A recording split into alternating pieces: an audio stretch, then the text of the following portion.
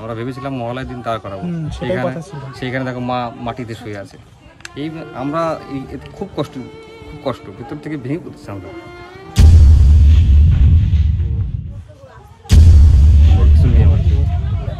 আমাদের চোখে জল ঝরেছে।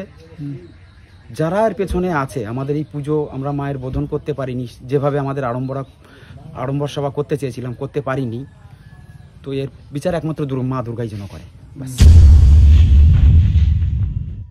আজকে পুজোর ঠিক এই 10 দিন 15 দিন আগের থেকে এইভাবে আমাদেরকে হেনস্থা করার কারণ কি?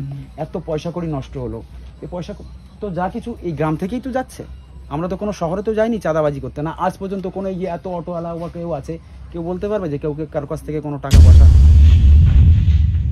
এখন আমরা দেখতে পাচ্ছি সদ্য ভাইরাল হওয়া আমাদের পৃথিবীর সবথেকে বড় দুর্গার যে শিল্পীরা, সেই শিল্পীরা কিন্তু এখানে রয়েছে। এই শিল্পীটার নাম কিন্তু রিজু দা। দাদা তোমার নাম বলো। আমার নাম নীতিশ মুন্সি। দাদা তোমার নাম বলো। এবার দা এই যে আমরা পুরো এই যে পশ্চিমবঙ্গ তথা পুরো ভারত এবং পৃথিবীর সমস্ত হিন্দুরা যে আশা করছিলাম এত বড় আমরা একটা পুজো দেখতে পারবো, তা আমাদের এরকম একটা ছোট্ট একটা কামালপুর গ্রামে, তাই সেই স্বপ্নটা আমাদের মানে যে ভেঙে গেল, এটা শুধু তোমাদের স্বপ্ন যে ভেঙেছে তা না, বা তোমাদের কামালপুর গ্রামের যে স্বপ্ন ভেঙেছে তা না, এটা সমগ্র ভারত তথা পুরো পৃথিবীর মধ্যে যত সনাতন হিন্দু আছে তাদের সবারই স্বপ্ন ভেঙে গেছে। কি হয়েছে সেটাই আপনি যদি 2-1 কথায় বলেন খুব ভালো লাগবে।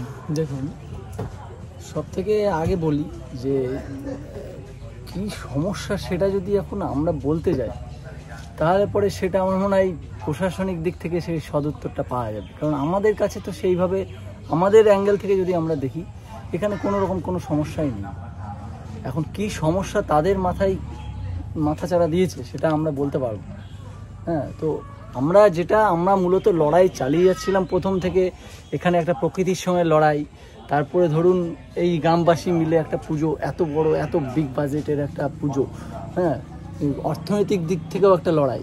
তো সেই লড়াইগুলো তো আমরা দাঁতে দাঁত চেপে চালিয়ে যাচ্ছিলাম। আমাদের শিল্পীদের আরও সহকর্মীরা রয়েছে, এখন হয়তো সবাই উপস্থিত নেই। তো সবাই মিলে আমরা কিন্তু একটা বিশাল লড়াই চালিয়ে গেছি দীর্ঘ 6 মাস ধরে। তো এখন শেষ মুহূর্তে এই লড়াইটা আমাদের এখন প্রশাসনের সঙ্গে হয়ে দাঁড়িয়েছে শেষ মুহূর্তে এসে।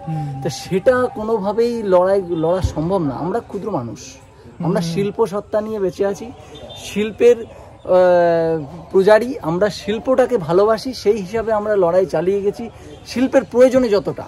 কিন্তু একটা প্রশাসনের সঙ্গে লড়াই করা আমাদের পক্ষে সম্ভব না।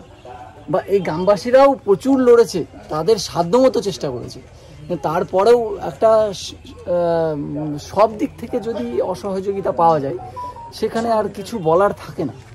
তো একটাই কথা বলার থাকে যে শিল্পী হিসাবে যদি একটা কথা বলি, যে আমাদের মা আজ মানে কি বলবো, আজকে দেবীপক্ষের সূচনা, তো সেই দিনই বিসর্জিত হয়ে গেলেন।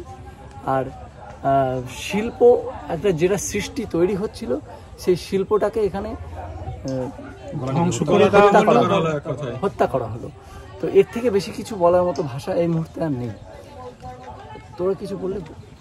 খুবই কষ্টকর বিষয়। এতদিন ধরে আমরা কাজটা করেছি, খুব যত্নের সঙ্গে কাজটা করেছি। আমরা ভেবেছিলাম বিশ্ববাসী দেখবে কাজটা, আমাদেরও ভালো লাগবে, গ্রামবাসীরও ভালো লাগবে। সেই জায়গাটায় দাঁড়িয়ে প্রশাসন যা করলো ক্লাবের সঙ্গে আমাদের সঙ্গে, আমরা কাজটা সবাইকে দেখার সম্মুখে আনতে পারলাম না।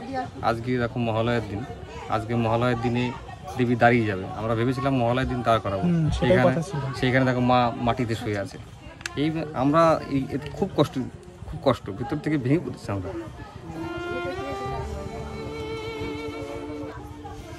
কিছু নেই আমার নাম আনন্দ পাল। আপনি কি শিল্পী? হ্যাঁ, শিল্পী। আচ্ছা, বলুন। তা আমাদের তো আশা সব ভেঙে চুরমার হয়ে গেল। আপনারা তো সবই শুনেছেন, সবই জানছেন, তো বলার আর তেমন কিছু নেই। এখন যা পরিস্থিতি দেখছি, এ তো আর কোনো রকমই সম্ভব না।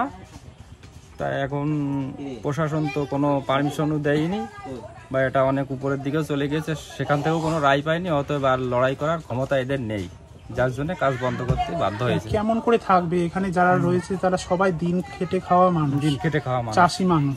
এরা এত অর্থ পাবে কেমন করে? এইরকম পাওয়ারফুল প্রশাসনের সাথে যার লড়বে জন্য তেমন এরা করে। এখন বন্ধ করতে বাধ্য হয়েছে, আর বলার কিছু নেই। দাদা একটা কথা জিজ্ঞেস করছি, তাহলে কালকে এই যে কোর্টে মানে কেস ওঠার কথা ছিল, আবার বলেছিল, কেসটা তাহলে এটা মানে এই মুহূর্তে- আর যাতে না ওঠে সেই না, ব্যবস্থা করা হলো। সেটা উইথড্র করে নেওয়া হবে। সেটা আইনি যেভাবে প্রসেস আছে সেইভাবে, তো সেটাকে আমরা লড়াইটা উইথড্র করে নেওয়া হবে কেসটা। মানে কেসটা কালকে পর্যন্ত যাবে না, আজকের থেকেই আমরা নিজেরাই মানে পিটিশনারকে সেইভাবে নির্দেশ করে যে আমরা এই লড়াইটা আর লড়ছি না।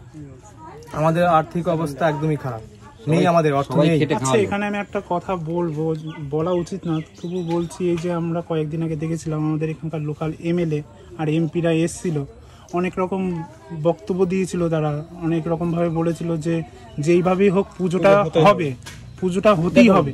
এটা কি শুধু মানে তারা বক্তৃতাই দিয়ে গেছে ব্যাপারটা নাকি? বুঝতে হবে, ওইভাবে বললে তো হবে না। তারা জনপ্রতিনিধি, তাদের কর্তব্য তারা করেছেন, কিন্তু সর্বোপরি আদালতের ঊর্ধ্বে তো কেউ নেই, তাই না? এখন সমস্তটাই আদালতের হাতে। সেখানে ব্যক্তিগতভাবে কেউ যতই আশ্বাস দিয়ে থাকুক, তার ঊর্ধ্বে উঠে কেউ কিছু করতে পারবে না। না, কেউ করতে পারবে না, সেটা আপনিও পারবেন না, আমিও পারবো না, বা যত বড় জনপ্রতিনিধি হোক। সর্বোপরি আদালত হচ্ছে সংবিধান অনুযায়ী সবার উপরে, তার বিচারকে মাথা পেতে নিতেই হবে। সেইভাবেই সংবিধান তৈরি হয়েছে। তো সেইভাবে সেইখানটা তর্ক বিতর্কের জায়গা আমার মনে হয় নেই। বলছি যে এখানে ঠিক আছে, মানে আমাদের বিচারের মানে উপরে রয়েছে সব থেকে যে আমাদের কোর্ট। এবার কোর্ট থেকে তো এখনো সেইভাবে রায় দেয়নি। এবার আপনারা সেটা অর্থের জন্য করতে পারছেন। হ্যাঁ, আমরা করতে পারছি না, আমরা তো বলছি আমরা করতে পারছি না। এখানে এমএলএ আমাদের এবার যতক্ষণ না কোর্ট তার সিদ্ধান্ত জানাচ্ছে, ততক্ষণ কারোরই কিছু করার নেই।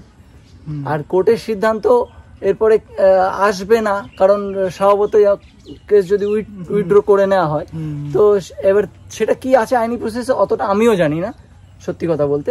তো যদি সেইখান থেকে কোনোভাবে নির্দেশ আসে বা নাই আসে, বা এখানেই বন্ধ হয়ে যায়, সেটা সেই স্বাভাবিকভাবেই চলবে। আর যারা প্রতিনিধি হিসেবে যারা চেষ্টা করবেন বলেছিলেন, তাদের জায়গাটা তো বন্ধ হয়ে যাচ্ছে অলরেডি, তাই না?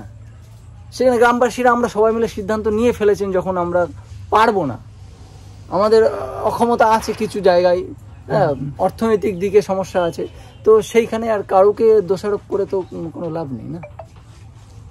তারা তাদের মতো চেষ্টা করবেন বলেছিলেন, তো আমি উল্টে তাদেরকে ধন্যবাদই দেবো যে তারা হয়তো চেষ্টা করেছেন, কিছুটা হলেও দাঁড়িয়েছেন, তো সেটা তাদের ধন্যবাদ প্রাপ্য আছে। তাদেরও তো একটা লিমিট আছে করার মতো। ঠিক আছে, ধন্যবাদ।